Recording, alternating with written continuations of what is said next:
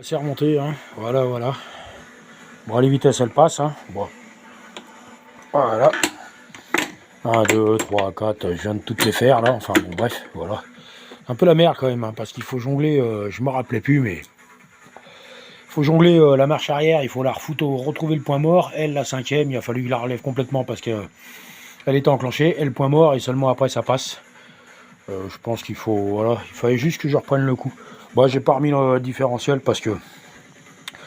Je pense que cette boîte, elle va finir... Il y a une partie des pignons de cette boîte-là qui sont compatibles avec la 19 de mon gamin. Donc je vais récupérer toutes les pièces compatibles avec sa boîte à lui.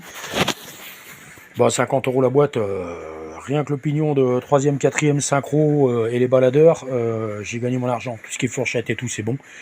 C'est identique, c'est les mêmes. Le différentiel là-bas. Alors celle-là, je suis étonné parce que sur Renault, il te marque qu'il y a une couronne tachymétrique et un tachymètre. Sauf que là, tu vois qu'il n'y a pas de tachymètre dans celle-là. Alors je sais pas, est-ce que ça marchait par le capteur PMH? Paraît bizarre, parce qu'un capteur PMH, normalement, on donne pas cette info-là, mais bon. No say, ça c'est le contacteur de feu de recul. Et puis donc sur la 19, ce planétaire-là, il est identique à la 19 du gamin. Donc je suppose que automatiquement les autres là-dedans sont identiques aussi. Par contre, lui, il n'est pas identique. Donc à mon avis, les rapports sont pas les mêmes, puisque de toute façon les deux arbres sont pas identiques. Donc cette couronne de différentiel ne se montera pas sur une 19. Par contre, je pense qu'on peut récupérer tout ce qu'il y a à l'intérieur. Parce que le but en fait de cette boîte, c'était refaire la main sur une boîte Renault. Et puis voir si j'avais des pièces compatibles avec la boîte du Gamino.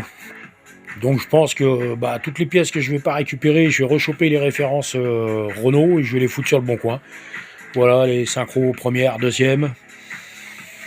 Différentiel, si j'enlève les planétaires, c'est un peu chiant. Voilà. Puis 2-3 autres conneries au final.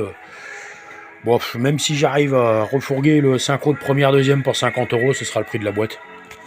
Donc c'est bon, hein. Puis je pense que 50 € à un pignon de première, deuxième baladeur et le synchro en lui-même, le mec, il est gagnant. Voilà, bon là, la 5e, il tease en clanchette. Hop là, alors c'est pas évident d'une main, hein, je te le dis tout de suite. Là, nous avons la 3e, 4e, hop. Alors ici, on va voir la première, voilà, tu vois, hop, hop, deuxième, hop. Et la marche arrière, alors elle est... Hop là. Voilà. Alors par contre sa fourchette de 5e là ici elle commence à être usée. Je l'ai inspectationnée juste avant de la remonter et par ici elle est complètement marquée. Et puis je trouve qu'elle a beaucoup de jeu quand même. Tu vois le synchro il se balade beaucoup quand même. Voilà, alors ça peut être chiant. Je regarde sur le manuel d'atelier combien ils autorisent de jeux entre là et là, tu vois. Mais vu la gueule de la fourchette, je pense que celle-là, elle fatigue bien.